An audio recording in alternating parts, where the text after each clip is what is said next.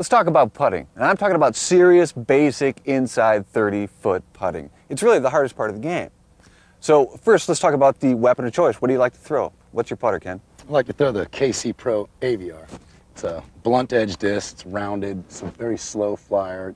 It stays straight at slow speeds, which makes it excellent for the putting. And contrast that to, say, putting with a driver.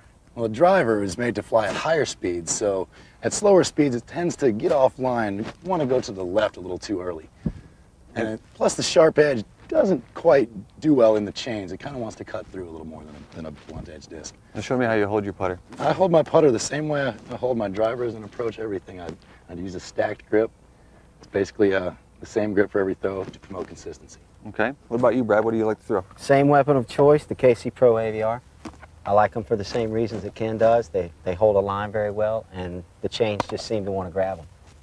And as far as grip, I just take my index finger rather than having it locked under as if to throw a drive or whatnot. I just put it out on the edge and try to just feel the weight of the disc.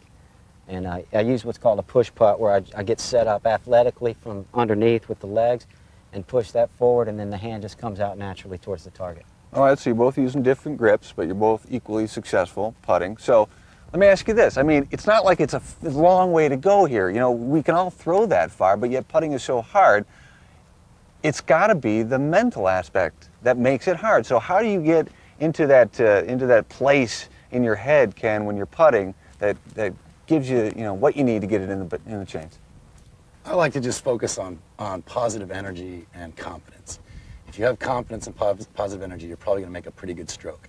If you're feeling a little negative or apprehensive about making that putt, you're probably not going to put a good stroke on it, and you're probably not going to make it. Brad, what do you do?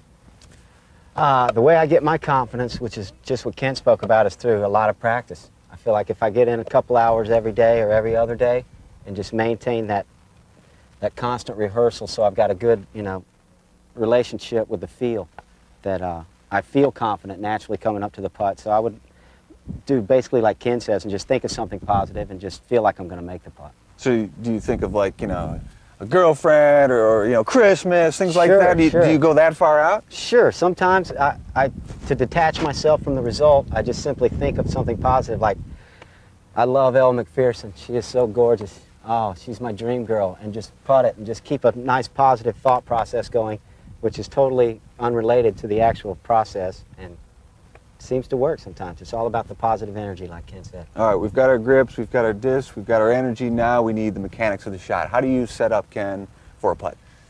I like to set up with an imaginary line coming from the basket between both of my feet.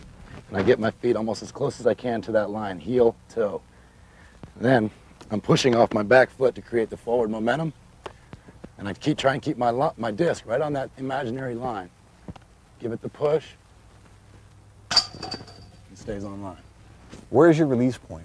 My release point is probably a little lower than most people's. It's probably right about waist height with an upstroking arm to bring it a little higher than that at the end. Now, Brad, your style is different. What do you do? It's very similar to Ken's. I get in an athletic position. I line up a little differently than Ken. I just I look right at the pole and try to make sure I get my body on the left side of the target. Similar to Ken, I get the balance in the legs from underneath, and then it's just a body shift, weight shift, and then just let the arm come out, release like that, and grab. And it's all about dialing it up for me. I take a lot of time in getting set and try to be really precise about minimizing the movement and keeping it all moving forward, and then just letting the hand flick out with the right push from behind. One thing I noticed you doing here every time is you would twist your back leg where all your energy is coming from. Is there a reason you do that? Well, yeah, I'm just trying to get it dialed up to the exact spot I want to feel. So I'm feeling the balls of the feet really connected to the ground and starting off the stroke from there. Balance is very key for putting. If you're in a balanced position, you could probably make a good stroke. If you're falling off your feet, you're probably going to have an unbalanced stroke, which doesn't very good. Let's see some putts. Okay.